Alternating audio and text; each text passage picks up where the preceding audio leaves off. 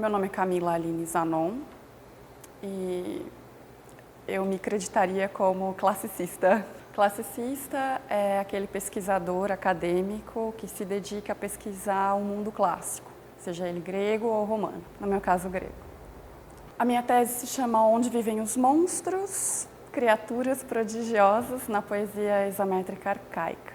Essa poesia hexamétrica arcaica, que está no título, ela é geralmente um termo técnico, bastante técnico, que designa, na verdade, as poesias de Homero e Hesíodo, as poesias atribuídas a Homero e Hesíodo. Essa poesia hexamétrica arcaica, ela é uma poesia oral, de cunho oral, a gente tem ela em forma escrita, mas hoje em dia a teoria que é mais aceita é que ela é resultado de uma tradição oral de longuíssima data. Ela é hexamétrica, né? Esse termo técnico é usado porque o verso dessa poesia é o hexâmetro dactílico. Hexâmetro, porque ele é composto de 6, hexa no grego, por 6 dáctilos. Dáctilo é o pé, que na verdade em grego quer dizer dedo.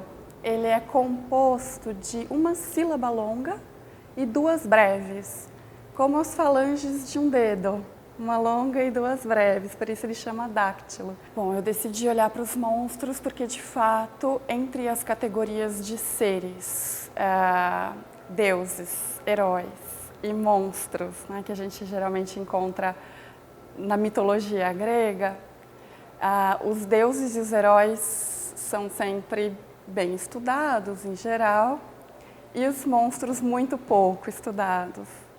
Então, a gente tem uma literatura enorme sobre as divindades e sobre os heróis, o papel dos heróis, e muito pouco sobre essas criaturas que a gente chama de monstruosos. As 3 poesias que eu analisei foram a Teogonia, de Hesíodo, o Hino Homérico a Apolo, que, como o próprio nome diz, é atribuído a Homero, e a Odisseia, de Homero. Ambos fazem parte da mesma tradição, ambos são figuras de uma mesma tradição, numa tradição onde tem deuses, heróis e os chamados monstros, porque uma das sacadas da Camila é mostrar até que ponto a tradução das palavras gregas por monstro não é a melhor, ou, no mínimo, leva aos leitores contemporâneos a criarem uma falsa noção do que são essas criaturas que ela chama de prodigiosas.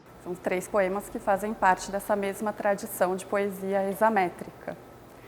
A Teogonia de Hesíodo, ela é um poema que narra a origem dos deuses e como os deuses são aspectos do mundo, então conta a origem do próprio mundo, como esse mundo veio a ser, como ele se constituiu.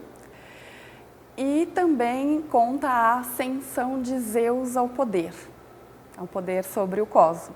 O Hino Homérico a Apolo conta como que o Apolo, na verdade, conquistou a sua timé, ou a sua honra, que é o lugar dele na organização do panteão grego.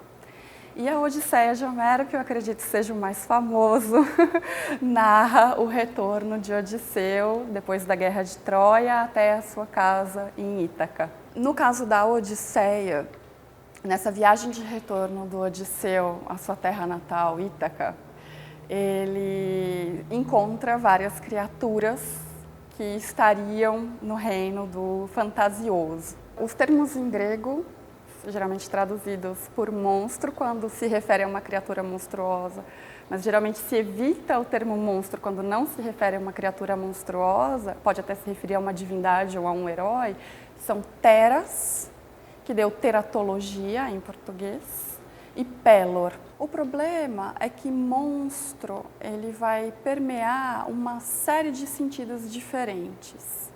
Então, o que eu fiz no primeiro capítulo da minha tese foi tentar investigar quais são essas noções e de onde elas vieram. Mas o ponto de partida é uma pequena arqueologia da noção de monstro, começando em Aristóteles, depois passando por Cícero até chegar na modernidade. E uma das noções que vai ser muito importante do Renascimento em diante é uma noção que já está em Aristóteles, que é a noção de deformidade física como monstruosidade. O antropomorfismo ele tem um espectro muito maior que passa a ser a atribuição de características humanas gerais, como volição, como intenção. Então, isso também são instâncias de antropomorfismo, o que deixa de ser um bom critério, porque essas criaturas que a gente chama de monstruosas, elas estão plenas dessas intenções e de características humanas, na verdade. Então, essa eu acho que é uma outra contribuição da tese, que é questionar tanto a transposição direta desses termos, como o critério do antropomorfismo para estabelecer o que é monstruoso ou não. Grande área Linguística, Letras e Artes. Prêmio Onde Vivem os Monstros?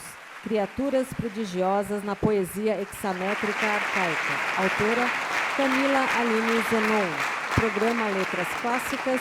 Orientador, professor Christian Werner.